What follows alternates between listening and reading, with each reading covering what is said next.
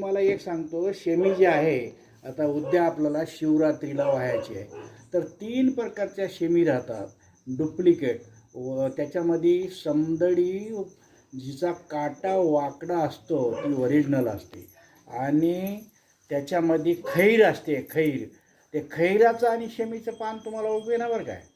ते खैर आणि शेमी सेम राहते. आणि दुसरा हिवर, हिवर याचा भाऊच. पण हे बाया काय करायल्यात काही कळणं आले. 10 रुपयाच्या श्रीमंत बाया राहतात शहरमध्ये, 10 रुपयाला ओरिजिनल शेमी म्हणले का आणाल्यात महादेवावर व्हाय आल्यात.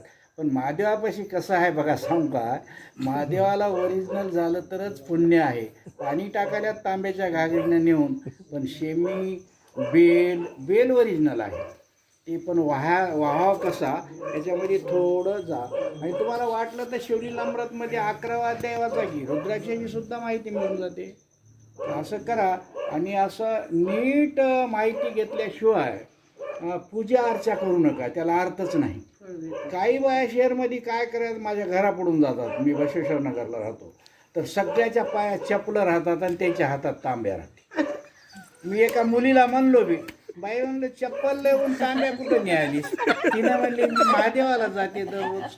तर मी म्हणलं महादेवाला जातो, जरा पायाला इतका आपला रस्ता चांगला असताना तर तुला तेवढं पाणी घेऊन चलेलं काय पुण्य मिळालं, हा काय पुण्य मिळालं.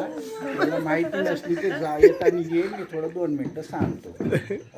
पाणी वाहून फक्त बेल व्हाय अशा याप्रमाणे बायाचं एवढं कवटाळून धराल्यात बघा. तर याप्रमाणे करू नका असं मी त्याला माहिती सांगतो. आम्ही नाही रे, लास्टला एकदा काही माहिती लागला तर माझा